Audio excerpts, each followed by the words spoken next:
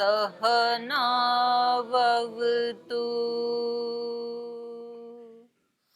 सहनौ भुनक्तु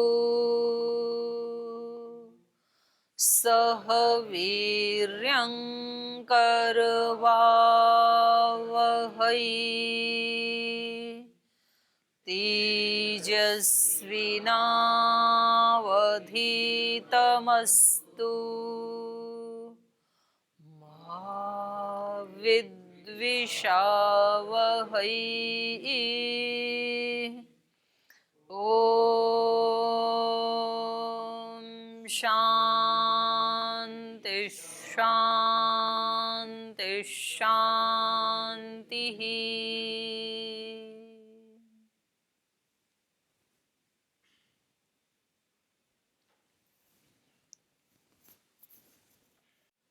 तो ये थोड़ा रिवीजन करवा रहे हैं कि प्रथम अध्याय में प्रतिपाद्य विषयों को उद्देश्य रूप में उल्लेख कर दिया था। प्रकृति और पुरुष का अस्तित्व और उसकी विशेषताएं, तो उसका सब प्रमाण प्रतिपादन किया गया। अब द्वितीय अध्याय में प्रकृति से सृष्टि प्रक्रिया का विस्तार पूर्वक वर्णन किया जाएगा। सर्वप्रथम सूत्रकार प्रकृति की प्रवृत्ति का प्रयोजन बता रहे हैं कि प्रकृति आगे प्रवृत्त होती क्यों है, मूल प्रकृति से फिर मैं तत्व अहंकार आदि, तो उसकी क्यों होती है ये प्रवृत्ति, तो वो बता रहे हैं। विमुक्त मोक्षार्थम स्वार्थम व प्रधानस्य। विमुक्त मतलब आत्मा के जो विशेष रूप से मुक्त है उसके मोक्षार्थम, उसके मोक्ष के लिए। विमुक्त मोक्षार्थम माने जो इस प्रकृति से विशेष रूप से मुक्त है, अलिप्त है, उसको विमुक्त कहा यहाँ पे आत्मा, तो उसके मोक्ष के लिए। और स्वार्थम व या फिर प्रधान के भी मोक्ष के लिए, प्रधान भी तो छूट जाते हैं ना। स्वार्थम व प्रधानस्य, प्रधान माने प्रकृति, तो यहाँ विमुक्त पद आत्मा के लिए प्रयुक्त हुआ है। प्रकृति के संपर्क में रहता हुआ भी आत्मा उससे सर्वथा भिन्न है, इसलिए विमुक्त है। अविवेक के कारण प्रकृति के संपर्क में आ वह अपने स्वरूप चेतन को अचेतन प्रकृति के रूप में और प्रकृति के अचेतन रूप को अपने चेतन रूप में अनुभव करने लगता है। यद्यपि उसका वास्तविक चेतन स्वरूप इस अवस्था में भी सर्वथा अपरिवर्तित रहता है, उसमें कोई चेंज नहीं आ जाता है। आत्मा को इस अवस्था से हटाकर मोक्ष प्राप्ति कराने के लिए प्रधान की प्रवृत्ति होती है। देह इंद्रिय आदि के सहयोग में आत्मा समाधि लाभ के लिए प्रयत्नशील होता है। यही प्रकृति का आत्मा के अपवर्ग के लिए उपयोग है। तो यदि हम इस शरीर को प्राप्त करके और समाधि लाभ के लिए यदि प्रयत्नशील नहीं होते हैं तो फिर इस शरीर का कोई लाभ नहीं है, प्रकृति की प्रवृत्ति का फिर कोई लाभ नहीं है। तो ऐसा सोच करके भी हमें क्या करना चाहिए, समाधि लाभ के उपायों का अनुष्ठान करना चाहिए। समाधि लाभ के उपाय क्या हैं? अष्टांग योग। तो व्यवहार काल में तो यम नियमों का पालन करना चाहिए। अहिंसा, सत्यस्तेय, ब्रह्मचर्य, परिग्रह, शौच, संतोष, तपस, स्वाध्याय, ईश्वर प्रणिधान, तो यम नियम करना चाहिए। फिर थोड़ी बहुत देर दोनों समय आसन का भी अभ्यास करना चाहिए, बैठना चाहिए, वही समाधि लाभ का तरीका है। शरीर को शिथिल होने से और समाहित होने से मन भी शिथिल और समाहित होने लगता है। और फिर आसन का अभ्यास हो जाए जमने का तो फिर प्राणायाम जरूर करना चाहिए। और प्राणायाम के बाद प्रत्याहार, प्रत्याहार का अभ्यास। हम सीधा ही ध्यान का अभ्यास करते हैं, अभी आसन भी जमा नहीं किसी किसी का तो, और बस बैठते ही हम ध्यान में प्रवेश करते हैं।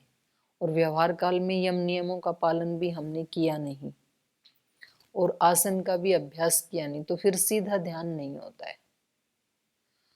और जब प्रत्याहार करेंगे, बैठने के बाद आसन जमेगा, फिर प्राणायाम करेंगे, फिर प्रत्याहार होगा, फिर कहीं धारणा लगाएंगे, तब जाके ध्यान में प्रवेश होगा। और उसी की प्रगाढ़ता ही फिर समाधि है। तो ये समाधि लाभ के उपाय हैं। जी विनोद जी बोलिए। ओम। अपने यहाँ अष्टांग योग का प्रायोगिक अभ्यास होना चाहिए, कराना चाहिए, बस इतना कहना था मुझे। जी तो वो तो हमारे से ही होगी शुरुआत, हमें ही हाँ करना है। जी जी जी। तो क्योंकि जब कोई चीज हमें करवानी होती है तो उसके दो तरीके हैं ना। तो एक एक ग्रुप भी यदि करता है, और उसमें सबसे ज्यादा जिम्मेदारी दर्शन वर्ग की है, क्योंकि जो पढ़ रहे हैं तो वो हम नहीं करेंगे तो दूसरों को हम कैसे कह सकते हैं फिर। तो सेवा वर्ग व्याकरण वर्ग को तो हम नहीं कह सकते हैं, पर हमारा एक दर्शन वर्ग जो इसी को ही पढ़ रहा है, उनके जीवन में यदि कुछ विशेषता दिखाई दे तो दूसरे फिर उसको फॉलो करते हैं, तो उससे डबल लाभ होता है। मतलब दूसरों के लिए भी हम किसी न किसी अंश में सहयोगी बनेंगे उनको अच्छे मार्ग में लाने के लिए। ये तो एक्स्ट्रा है। पहला लाभ तो अपने लिए है कि हमारा कम से कम कल्याण हो जाएगा। तो हमें व्यवहार काल में यम नियमों का, हिंसा नहीं करनी किसी की भी, झूठ नहीं बोलना, संयमित जीवन जीना, और अपरिग्रह। अपरिग्रह तो है ही आपके यहाँ, पर फिर भी मन से कई बार परिग्रह हो जाता है। तो स्थूल रूप के परिग्रह से भी ज्यादा हानिकारक होता है मन वाला परिग्रह। और अहिंसा सत्यस्ते ब्रह्मचर्य अपरिग्रह, अहिंसा सत्य अस्तेय ब्रह्मचर्य अपरिग्रह। और शौच, शुचिता। शुचिता का मतलब ये है, जो हम भी आचमन आदि करते हैं ना, तो फिर हमें दिन भर भी ध्यान रखना है कि वाणी की शुचिता क्या है। वाणी की शुचिता बहुत बड़ी पावर है हमारे पास। तो हमारी वाणी को कैसे हम शक्तिशाली, कैसे पवित्र बनाएं, कैसे एक, जैसे वाणी ही तो होती है जो बिल्कुल हारे हुए व्यक्ति में भी प्राण फूंक दे। तो कृष्ण की वाणी तो थी जो अर्जुन को योगी बना दिया, लेकिन वो वाणी उन्होंने पवित्र की पहले योग से, योगेश्वर कहलाए ना फिर। तो ऐसे मतलब जागते हुए कि ये मेरी एक एक शक्ति हैं और इनको मुझे पवित्र निर्दोष बनाना है। वाणी को, चक्षु को, वाक वाक, चक्षु चक्षु, प्राण प्राण, श्रोत्रम श्रोत, जो हम करते हैं आचमन, तो वास्तव में ये शक्तियां हैं। पर हम जागरूक नहीं होते हैं तो ठीक है, सामान्य काम तो इनसे कर लेते हैं, विशेष काम नहीं कर पाते हैं। तो ऐसे यम नियमों का पालन तो होता है व्यवहार काल में। शौच, संतोष, तप, स्वाध्याय, ईश्वर प्रणिधान। स्वाध्याय तो आपको अलग से करने की आवश्यकता नहीं है, जो आप पढ़ाई करते हैं ना उसी में हो जाता है। और ईश्वर प्रणिधान सब कामों को करते हुए। और तप करने के सैकड़ों मौके रोज मिलते हैं। जब आदमी समूह में रहता है ना, तो फिर तप करने के बहुत सारे अवसर मिलते ही हैं रोजाना, क्योंकि कोई ना कोई चीजें ऐसी होती ही हैं जो हमारे प्रतिकूल होती हैं। तो उसको यदि हमने तप मान लिया तो वो हमारी शक्ति को बढ़ाने वाली हो जाएंगी, और प्रतिकूलता मान लिया तो शक्ति को घटाने वाली हो जाएंगी। फिर इरिटेट होंगे ना, अंदर अंदर से परेशान होंगे। और तप मान लिया तो वो एक स्टेप बन जाएंगी। तो इसका अभ्यास व्यवहार काल में ही होगा। तो शौच, शुचिता, शुचिता का ध्यान रखना है अपने इंद्रियों का और मन का सबसे ज्यादा। और सेकेंडरी फिर स्थान का।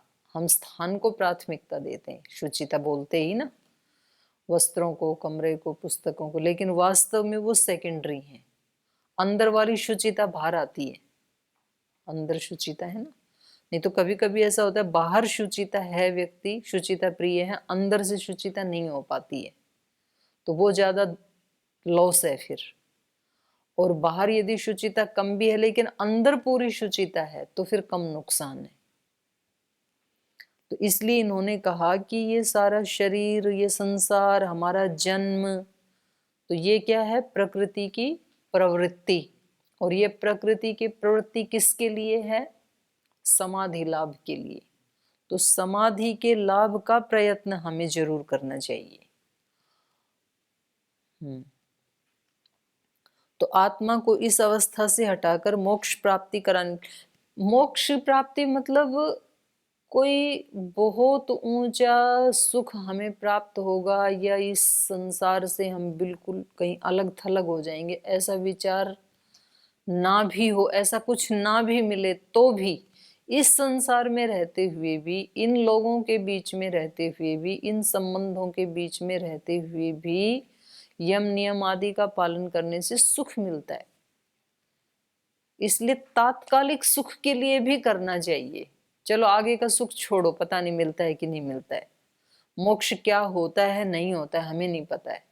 उस मोक्ष में हमें कुछ सुख मिलेगा नहीं मिलेगा, छूटेंगे नहीं उसको भी छोड़ दो, क्योंकि वो हम जानते नहीं है। लेकिन कम से कम इस जीवन में, इस समय तत्काल में भी उसका अनुष्ठान करने से ही व्यक्ति को सुख और शांति मिलती है, और उसका अनुष्ठान ना करने से व्यक्ति को सुख और शांति नहीं मिलती है। वो अंदर से बेचैन रहता है सब कुछ प्राप्त करके भी। ओम दीदी प्रणाम। उस दिन डोमेट वाले छोटे स्वामी जी एक बात कर रहे थे कि हम भौतिक जीवन में अगर हम सफलता से भी बेहतर है हम आध्यात्मिक जीवन में विफल हो जाए। हाँ, तो इसको थोड़ा स्पष्ट नहीं हुआ मेरे को। क्योंकि आप ऐसे करोगे तो ऐसे थोड़ी है कि पहले ही बार में आप छलांग मार के पहुंच जाओगे, तो अनेक अनेक तो विफलता मिलेंगी ना। तो वो बीच बीच में कट होता ही है। वो मैंने भी पूछा था तो उन्होंने बताया था ना कि वो थोड़े एक समय तक ऐसे ऐसे चलती है यात्रा, फिर एक स्थिति के बाद सीधी चलेगी, सीधी रेखा में। जैसे पहाड़ पे चढ़ते हैं ना, तो पहले तो अप डाउन आते हैं, कभी डाउन जाएगा कहीं अप आएगा, फिर एक बार ऊंची चोटी पे चढ़ गई फिर डाउन नहीं होता है, फिर सीधा ही होता है फिर तो वो कह रहे थे कि संसार की बहुत सारी उपलब्धियों को प्राप्त करने वाला एक व्यक्ति, उसकी खुशियां, और दूसरी तरफ आध्यात्मिक पथ पर चलने वाला व्यक्ति, और बीच बीच में वो उसको असफलता भी मिलती है, वो गिरता भी है, लेकिन उसकी यात्रा ऊंचाई के लिए आध्यात्मिक पथ की है उसकी यात्रा। तो इसका गिरना भी उसकी उपलब्धियों से बेहतर है। आध्यात्मिक जीवन की असफलता भी सांसारिक जीवन की सफलता से कहीं बेहतर है। मतलब उस सांसारिक जीवन की सफलता भी, क्योंकि संसार में जिसको सफलता कहा जाता है उसका संबंध केवल बाह्य शरीर और बाह्य उपलब्धियों से होता है, और आध्यात्मिक जगत में जिसको सफलता या असफलता कहा जाता है उसका संबंध हमेशा आंतरिक अवस्था से होता है, मन बुद्धि आत्मा की अवस्था से होता है। जैसे हम कभी कभी विषय में मतलब वो होता है हमारा, ऐसे बोले इस विषय में विफलता बोले। विफलता ये है कि हम अपने मन पे काबू नहीं रख पाए। हम आध्यात्मिक मार्ग के पथिक थे, तो कोई प्रतिकूलता आई तो हम भी उसके साथ ही फिर वैसे ही हो गए, वैसा ही हमने भी प्रतिक्रिया की। तो एक तरह से तो ये असफलता हुई ना आध्यात्मिक जीवन की। हम अपने ऊपर, इसको कहेंगे अब्रह्मचर्य। अब्रह्मचर्य मतलब संयम नहीं रहा वाणी पे, मन पे, विचार पे, भाव पे। लेकिन उधर तो उन्होंने कभी सोचा ही नहीं कि इन पे काबू भी करना होता है। वो तो स्वच्छंद चलते हुए उन्होंने बहुत धन संपत्ति सब इकट्ठा किया, और उसको लेकर के वो लगते हैं कि हम तो सक्सेस हैं। इधर तो कभी इस तरफ इसका तो कभी विचार ही नहीं किया। तो वो वाले सक्सेस तो एक झटके में छूट जाएगी। आपने कितनी मेहनत करके 8-10 मंजिला मकान बनाया, तो वो तो किसी भी 2-4 सेकंड के भूकंप में धराशायी हो सकता है। तो उपलब्धि तो बहुत बड़ी है, लेकिन वो तो सेकंडों में नष्ट हो जाएगा। लेकिन ये आपने गिरते पड़ते अपने मन को साधना सीख लिया यदि, तो अब आपका सब कुछ भी लूट जाए तो भी आप स्थिर खड़े रह पाएंगे। और आज भी प्राण छूट जाएं तो भी कुछ तो लेके जाएंगे, मनुष्य जीवन को प्राप्त करके अपने साथ, बिल्कुल खाली नहीं जाएंगे। तो इसलिए वो कह रहे थे कि ये थोड़ा कठिन लगता है। कठिन इसलिए लगता है क्योंकि पीछे के अभ्यास हमने बार बार वैसे बना लिए, इसलिए कठिन लगता है, वरना तो कठिन भी नहीं है।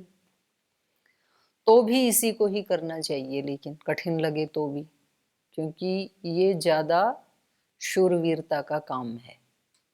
अपने आप को जीतना ये ज्यादा शूरवीरता का काम है, बाहर की दुनिया को जीतना ये कम शूरवीरता का काम है। लेकिन उसमें कहीं भ्रम नहीं होना चाहिए व्यक्ति को, क्योंकि प्राय ये भी हो जाता है कि व्यक्ति ना तो इधर कुछ जीतता है और उधर की निंदा करता है, तो फिर उसमें ये होगा कि कम से कम उधर जो व्यक्ति कुछ प्राप्त कर रहा है वो पुरुषार्थ तो कर रहा है, पुरुषार्थ के संस्कार तो बना रहा है, और ये तो उसको कोसते हुए आलस्य प्रमाद के संस्कार बना रहा है, तो फिर ये बहुत बड़ा घाटे का सौदा हो जाएगा। लेकिन सजगता से यदि वो समाधि लाभ का प्रयास कर रहा है तो फिर ये बहुत हिम्मत का काम है। तो यही कह रहे हैं, आत्मा को इस अवस्था से हटाकर मोक्ष प्राप्ति कराने के लिए प्रधान की प्रवृत्ति होती है। देह इंद्रिय आदि के सहयोग से आत्मा समाधि लाभ के लिए प्रयत्नशील होता है। यही प्रकृति का आत्मा के अपवर्ग के लिए उपयोग है। प्रधान की प्रवृत्ति का दूसरा प्रयोजन है स्वार्थ। यहाँ पर स्वपद का अर्थ है भोग। स्वपद धन संपत्ति ऐश्वर्य का भी वाचक है। स्वस्वामी भाव ऐसे सुनते हैं ना हम, तो स्व मतलब ऐश्वर्य आदि। तो यहाँ पर स्वार्थ का अर्थ इन्होंने क्या किया, भोग। स्वार्थ माने स्व के लिए। विमुक्ष मोक्षार्थम स्वार्थम व, स्वार्थम माने भोग के लिए, और मोक्ष मतलब मोक्ष, तो भोग और अपवर्ग ऐसे अर्थ किया इन्होंने। तो स्वार्थ का स्व अर्थ किया इन्होंने, स्व के लिए। स्व माने लौकिक ऐश्वर्य। तो यह पद इसी का निर्देश करता है। इस प्रकार आत्मा के अपवर्ग और भोग की सिद्धि करने के लिए प्रधान कार्य जगत रूप में परिणत किया जाता है। इसके परिणाम रूप प्रवृत्ति का यही प्रयोजन है। इसमें अंतिम और मुख्य लक्ष्य है अपवर्ग। दोनों में भी मुख्य अपवर्ग है, भोग और अपवर्ग में भी। तो इसलिए सूत्र का वा पद च के अर्थ में प्रयुक्त हुआ है। विमुक्ष मोक्षार्थम स्वार्थम, वा का मतलब विकल्प नहीं है, च है। मोक्ष भी इसका प्रयोजन है और स्वार्थ माने भोग भी इसका प्रयोजन है, पर दोनों में भी मोक्ष प्रमुख है। यदि सर्ग रचना का मुख्य प्रयोजन अपवर्ग है तो सृष्टि के अनंतर समस्त आत्माओं का अपवर्ग हो जाना चाहिए। आगे और पुनः पुनः सर्ग आरंभ व्यर्थ है। जिस चीज का जो प्रयोजन है तो वो प्रयोजन पूरा होना चाहिए ना, और ये प्रयोजन तो परमात्मा का है। परमात्मा ने सृष्टि क्यों बनाई, क्या प्रयोजन था उसका, भोग और अपवर्ग। आत्माओं को, सब जीवात्माओं को भोग और अपवर्ग देना। तो सब आत्माओं को भोग और अपवर्ग जो सृष्टि बनाई उसी सृष्टि काल में हो जाना चाहिए। बार बार सृष्टि बनाने की क्या जरूरत है, ठीक है, क्योंकि वो तो परमात्मा का प्रयोजन है ना, तो परमात्मा का प्रयोजन तो पूरा होना ही चाहिए। एक ही सृष्टि काल में हो जाए, बार बार क्यों करता है फिर। विरक्तस्य तत्सिद्धे है, भगवान तो कर ले लेकिन हम तो विरक्त नहीं होते हैं ना, तो उसकी सिद्धि अपवर्ग की किसको होती है, विरक्त को। विरक्त की, विरक्तस्य विरक्त की तत्सिद्धे, मोक्ष सिद्धि होने से। ये मेरे मन में बहुत आती थी ये बात, लेकिन अब मतलब मेरे को क्लियर हो गया।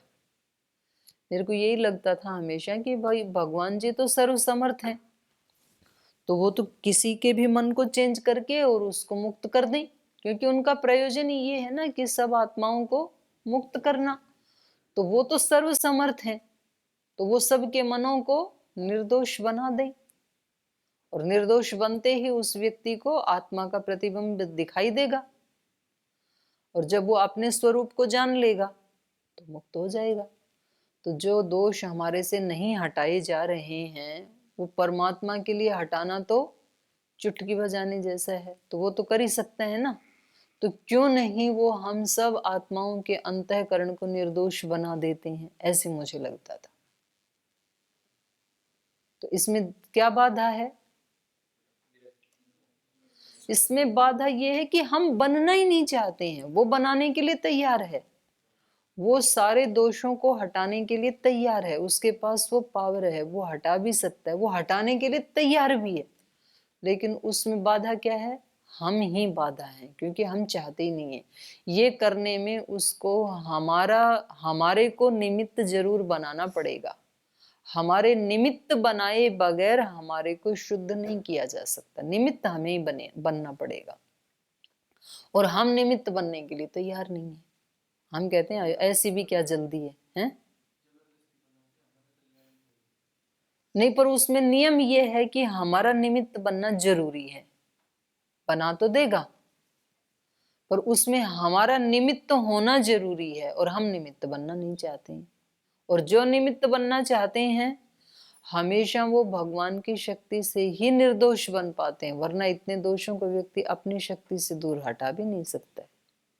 बड़े दोष हैं हमारे अंदर तो, जन्म जन्मांतरों की, तो इतनी ताकत हमारी खुद की नहीं है। पर जैसे ही हम बनना चाहते हैं तो फिर वो अनंत अनंत हमें शक्ति देता है।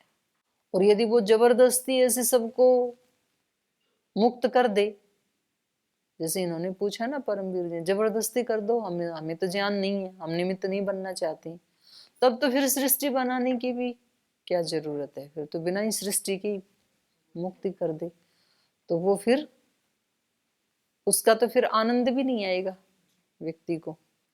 तो इसमें बस एक केवल मात्र हमारी तरफ से एक ही काम करने योग्य भगवान ने छोड़ा है, वो है उसकी अभिप्सा। आप उसको चाहो, उसके बाद सब कुछ कर दूंगा मैं आपके लिए। आप उसमें निमित्त बनो और उसको चाहो, तो जो जो भी चाहता है, फिर वो किसी भी कुल खानदान में पैदा हुआ हो, चाहे उसके पास डिग्री कम हो ज्यादा हो, वो फिर सबके लिए करता है। तो इसलिए इन्होंने भी कहा कि उसकी सिद्धि किसको होगी? विरक्तस्य, जिसको संसार से विरक्ति हो गई उसको मोक्ष मिलेगा।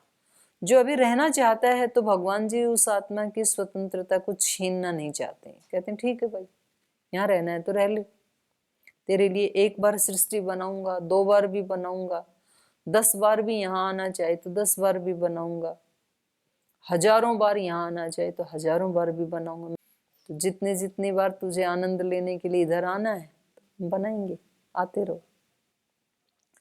विरक्तस्य तत्सिद्धे है, विरक्त को मोक्ष की सिद्धि होने से केवल सर्ग रचना से मोक्ष प्राप्ति की संभावना नहीं, बल्कि अनेक जन्म मरण व्याधि अन्य विविध क्लेशों से तप्त होकर जिस आत्मा में वैराग्य की भावना उदित होती है, वही अध्यात्म मार्ग पर अग्रसर होकर समाधि लाभ के द्वारा मोक्ष को प्राप्त कर पाता है।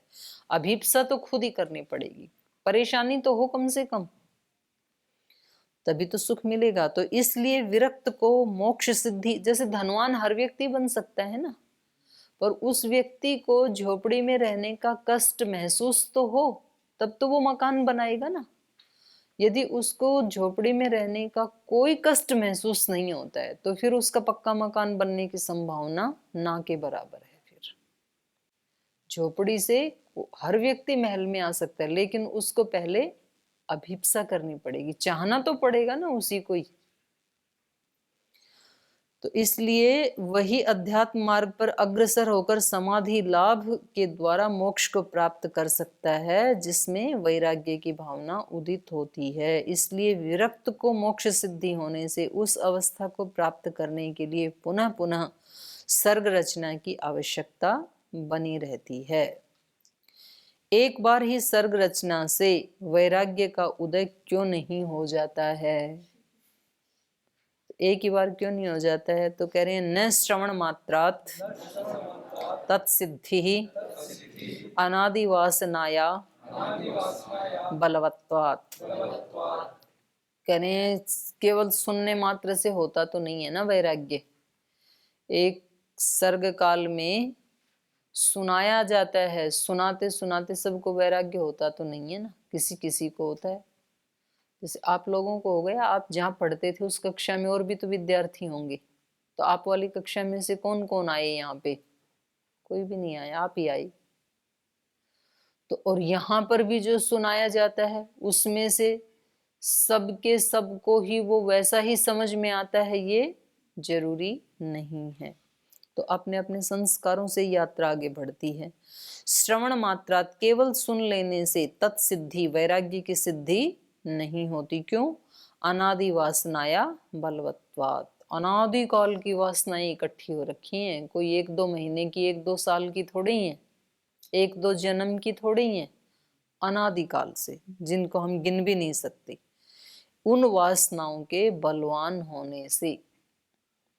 और ये योग की जो वासनाएं हैं ये भी इस जन्म की नहीं है, ये भी अनेक जन्मों से चल रही हैं। तब कहीं जाकर के आप लोगों ने निर्णय लिया इस मार्ग पे चलने का, तो दोनों पैरेलल चल रहे हैं साथ साथ, वो भी और ये भी। अब देखो इसमें से कौन जीतता है और कौन हारता है। जो ज्यादा बलवान होगा वो जीतेगा। बिल्कुल सही बात है ये।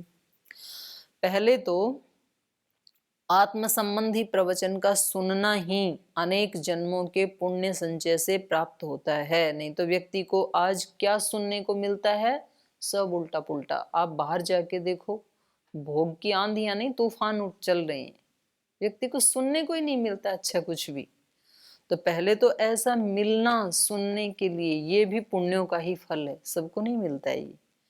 फिर केवल ऐसे प्रवचन सुनने से अचानक वैराग्य का उद्रेक नहीं उठता। अचानक वैराग्य नहीं आता। आदमी सुनता है, उसको अच्छा लगता है, सत्संग में भी जाता है, लेकिन वैराग्य नहीं आता है, क्योंकि आत्मा अनादिकाल से सांसारिक वासनाओं में लिप्त चला आ रहा है। ये वासना अत्यंत बलवती रहती हैं, जो वैराग्य के उदय होने में बाधक बनती हैं। इसलिए आत्म संबंधी कथा वार्ता के श्रवण मात्र से वैराग्य की सिद्धि नहीं होती। उसमें निरंतर अभ्यास और भावनाओं की पवित्रता के लिए सतत प्रयत्न करना पड़ता है। इतना तगड़ा काम है, मतलब एक दिन लापरवाह हुए ना तो उसी दिन दोष घुस जाता है और किए कराई को नष्ट कर देता है। यद्यपि उसके संस्कार रहते हैं तो दोबारा बहुत जल्दी से उठ जाएगा व्यक्ति, लेकिन इसमें सततता की बहुत आवश्यकता है। तब एक बार ही सर्ग रचना से ये कैसे संपन्न होगा। इसलिए सर्ग प्रवाह अनादि और अनंत माना गया है। काल की दृष्टि से इसकी कोई सीमा संभव नहीं है कि कब शुरू हुआ और कब तक चलेगा। तो इस असीम सृष्टि प्रवाह में सूत्रकार फिर एक और उपोद्वलक दे रहे हैं, बहुभृत्यवत्वा प्रत्येकम। तो इसको फिर कल पढ़ेंगे, आज यहीं विराम देते हैं।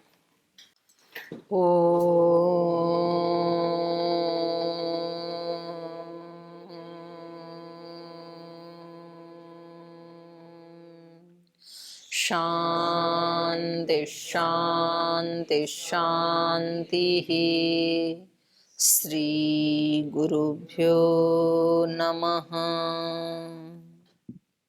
हरि के नाते से सब नाते, इससे सभी सुहाते।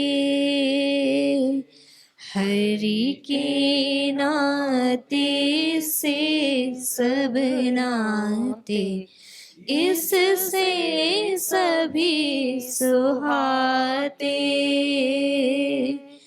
किससे वैर करेंगे प्यारे, विविध रूप धर आते। किससे वैर करेंगे प्यारे, विविध रूप धर आते। स्वार्थ बिना जो सबकी सेवा करते नहीं अघाते। स्वार्थ बिना जो सबकी सेवा करते नहीं अघाते।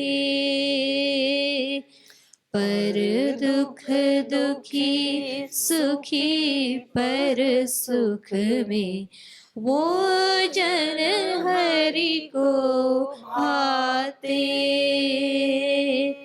पर दुख दुखी सुखी पर सुख में, वो जन हरि को भाते। हरि के नाते से सब नाते, इससे सभी सुहाते।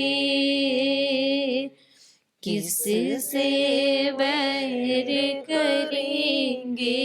प्यारे, विविध रूप धर आते, विविध रूप धर आते, विविध रूप धर आते। ओम श्री गुरुभ्यो नमः।